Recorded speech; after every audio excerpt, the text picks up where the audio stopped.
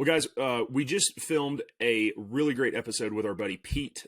He's still with us. We wanted to do a very quick episode on boats. We get a ton of people ask about boats. We wanted to make this a separate episode that was just a mini about boats. I guess this is just a continuation from the conversation we had with Jake Zirkle. We did a bit of a deep dive into boats, and the three of us obviously talked mostly about freshwater boats, whether it be a raft, a drift boat, or a jet boat. I guess a jet boat could be a saltwater boat as well. But figured this was a great time to ask someone what the heck they're looking for in skiffs. I think all of us get a little bit of envy when we see a good-looking skiff running through a shallow water, pushing it around. Pete, do you want to talk a little bit about maybe just some basics of what you're looking for in a skiff? Yeah. So the first thing I'd say, like when you're looking at skiffs, is you need to know where you're going to be fishing at. The skiffs designed for Florida, they work in Texas, but they're not skiffs designed for Texas. So I run a Sabine Versatile. It's got a flat bottom, and most skiffs coming out of Florida, they'll have a little bit to some dead rise. Normally those skiffs that I've seen, they can also, a lot of the newer builds, they can put a, 70 plus horsepower motor on the back. And if you've ever fished the Everglades, you'll understand exactly why those captains down there, they need the power, they need the speed to move. They got a lot of ground to cover. Here in Texas, average depth is probably 2 feet. And so the big thing that I'm looking for when I was looking for a skiff, is obviously it can handle, a decent sea state really well, but also, because a lot of times you're crossing over bays. We don't do it as much. That's something else to consider is how much open water you're going to be covering to get to your spot. If you're crossing big bays, you're going to want some dead rise, a little more dead rise to your boat. If you're going to be dealing with any kind of swell pretty constantly, you're going to want just, something with a little bit higher gunnels also that can handle that sea state. That some of that stuff can make those boats a little trickier to pull. But at the end of the day, getting home is just as important as getting out. So when you're looking at skiffs, definitely understand the water where you're going to be fishing. When it comes to Texas and like the skiff that I have and a lot of the skiffs that get run around here, we'll run the skiff that I run, it's got low gunnels, and a flat bottom, which, even with 3 people, on the skiff, full tank of gas and a cooler full of ice, she'll still float, 4 or 5 inches. And that's the next thing is to see kind of what they'll float at. Everybody wants a boat that goes fast, but if you can go fast but can't get to the fish, it doesn't matter. So definitely you want to have an understanding of what that boat can float in. And then you want to look for something that can track really, really well, especially in windy conditions. So if you were going to go test drive a skiff, that's great if it can do 40 plus miles an hour, but what you really want to do is you want to pull that boat and you want to get into some skinny water and see how she does. One of the things I love about my Sabine is that, 20 plus knots of wind, I can put some power to her poling and we can, it's a workout, but you can pull her upwind. You can pull her, she'll pull really good side with the wind on your beam, which is really nice. It kind of slows down your drift if you're working a big flat, and you're crisscrossing across it, being able to do that. So definitely some things to look for. And then kind of circling back when you're running jack plate, definitely you're going to want a jack plate. My boat's got a tunnel hull, which, where I'm running definitely is a must because we don't want to tear up flats. We don't want to tear up seagrass. So being able to get that propeller up above everything is a must. Everybody around here, we're all running short shaft motors just to help, keep the pulling platform from being 20 feet in the air to get over that motor. I know plenty of guys that run long shaft motors around here, but it definitely helps having a short shaft and being able to run a little bit skinnier if you have to. And that's kind of what I'll preface is, my boat, she's got a tunnel hull, she's got a jack plate, short shaft motor, and trim tabs. And what the trim tabs do, so this was when I was researching skiffs and learning, one of the things that I thought was really cool is you'll trim your motor, and that's going to affect kind of where your stern's sitting, because if you've got a lot of thrust pushing your stern up, or you got a lot of thrust pushing your stern down. So when you add trim tabs to the back, what that helps do is then level out the bow of the boat. So that's going to basically allow you to pick your whole boat up out of the water. So like if I'm running jacked up, you might have the prop in the water, and which, can be dangerous, and definitely want to know what you're doing with that. But that's with the trim tabs and the jack plate, I have the ability to basically run if there's water, it's not something I do or like doing. The motor definitely doesn't like it, but if we get into a situation and we're in an emergency and I gotta, get somebody somewhere, I know I can move that skiff through, a few inches of water if I have to, trying to get somebody home. I think that's kind of a big thing to think about too when you're running skiffs is, just because you can doesn't mean you should. A lot of that stuff I think is more of a, in case of emergency. And that's what I look at a lot. I spend way too much time on boats. Kind of my background, a little bit is I'm a trained merchant mariner. I've got a master unlimited license, spend a lot of time at sea. And that's one of the things that is always in the back of my mind is, if this goes wrong, will this vessel allow me to get home safely, whether it be crossing a bay or whether it be getting myself off a flat as quickly and safely as possible.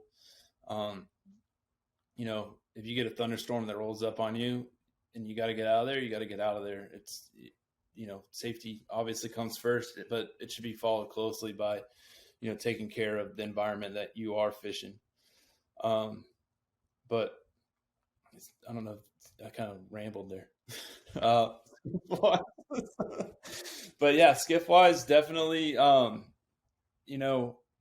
of the things that I've seen a lot, if you ever go onto micro skiff and look at the forums, you'll see a lot of guys that'll be like, whoa, how come, this skiff costs 13 grand and this one costs 30 or 40? And I can tell you from having been able to pull those, $13,000, $15,000 like Anconas and stuff like that, they don't do well in the wind. They are not built the same. There's a reason those more expensive skiffs cost what they do. A lot of time went into the engineering. One of the things I can tell you, like pulling my buddy Zach's boat, if it's a windy day, we got to find shelter because you're not going to win against the wind. The gunnels are just so high that you basically have a lot of sail area, and the boat just takes off. One of the things that I will with the Sabine that I got, if you go on their website, they talk about no hull slap. That's another big issue that will spook fish off. And I can tell you that Sabine, Brian, the guy that designed them and built them and owns them, he put a lot of time into getting everything just right so there's no hull slap. So when those waves come across along the side of the hull, they just roll right on down. Yeah, that's the worst feeling when you're pulling, you got a fish in sight, and then some wave comes in, makes a little bit of noise on the side of the boat, and your shot's gone, and you did nothing wrong. Yeah. No, I think they're in any boat that's really, most of the boats that are out there today are they're workhorses. They're designed to be fished. They're designed to be pulled. They're designed for safety. And I think that, you guys were talking about what's the best boat. I have to say skiffs. When you guys were doing that, the whole time I was in my truck and I was yelling at you guys. You couldn't hear me, but Listen, my raft would be able to get us out of a flat in an emergency, no problem. I would not tear up the. I didn't say that. It would not tear up the grass and the bottom and the sand, and I mean, you just float right over all that stuff. I want you to bring that raft down here one day. That'd be such a good video. It'd be so fun. Saltwater raft. I think one of the things, though, I do think with skiffs that kind of gets overlooked is, you know, you can fish in fresh water. I've taken mine out on lakes. Probably need a trolling motor if you're going to really get into it, which I don't have. But if you wanted to, like, you know, they're versatile in that aspect of if you wanted to go bass fishing on a lake, you know, just throw a trolling motor on, you're good. Yeah, it's just a bass boat. I mean, at that point, it's just not sparkly. Yeah. Got to have the sparkles. The bass. You could probably get one painted sparkled if you wanted to. Yeah, I need glitter. I need glitter in the paint if I'm going to have a boat. Yeah. But whatever. No. Have you ever owned a drift boat or a raft? I've been in it. I went rafting once. Does that count? So nothing. Yeah. There's no bias here. Look, we're not here for biases, or we are here for biases. Yeah. Well, so to wrap it up for the folks, I think one of the reasons wanderer. we get not the raft wanderer, Yeah, the drift boat wanderer. One of the reasons I think we get so many questions on it is a really difficult purchase, right? It's one of the most difficult purchases I think you can make because you can't. There's not a fantastic way to test them. It's not like a fly rod that you can go demo in the parking lot. You know, it's a lot of money, and if you make the wrong choice, you know, you potentially have this boat that you're only going to use for about a season, and then you're going to try to sell it and maybe lose a little bit of money on it. You know, going from a new to a used boat or whatever. I mean, Pete, do you have any recommendations? I mean, you know, other than, you know, find a friend with that boat, maybe like a owner's forum on a boat that you're interested in buying like that. Maybe you can meet up and fish with someone off of it, or I don't know. I mean, do you have any insight on, obviously we know now what to look for, but what about like, how do you pick one? Cause even, I mean, I know there's still a bunch of options in the boat world. I'd say like if you're looking for a used boat and reach out to the owner and tell them that, you know, you want to take it for a test drive. And then, like I was saying, if you're taking it for a test drive, that means you need to pull it as well as run it. You know, just because, you know, you might not like how it handles while you're pulling it. And then if you're looking at new boats, reach out to the builder. I can tell you, like, when I started looking at getting my boat, I was talking to Brian a bunch, and he hooked me up with a guy in my area that had a Sabine and took me out for the day and let me pull it, let me run it, and kind of cemented in that I really liked him. But yeah, most of those guys, most of those builders especially, like, you know, they want you to have the opportunity to test out what they've built, and a lot of them will do what they can to try to hook you up with somebody in your area that they know personally, and they'll, you know, you get a day of fishing out of it too. For sure. That's a good point. Well, Pete, thanks for stopping by again. Yeah. We really appreciate the intel on the boats. We just wanted to do a quick separate podcast on boats for those of you who were interested. If you are watching this, we did just film another podcast with Pete that was a deep dive into red fishing, so, and the Texas coast, and kind of what's going on there. So make sure you hop on over to one of the places that this is and watch that. YouTube, Spotify, and Google. And maybe Apple soon. Maybe Apple at some point. We're still working on it. I might just boycott Apple. Well, you can't do that because everything we own is Apple now. Mm-hmm. Have you thought about taking him out fishing? Maybe he doesn't want to golf. He's more of a golf guy. Yeah. What about the assistant? Yeah, the assistant is she probably would like to go fishing. But Tim specifically said golf guy. That's it.